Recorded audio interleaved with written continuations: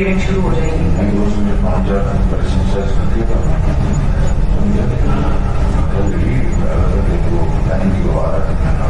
अब ये जरा मैं अपनी कौम को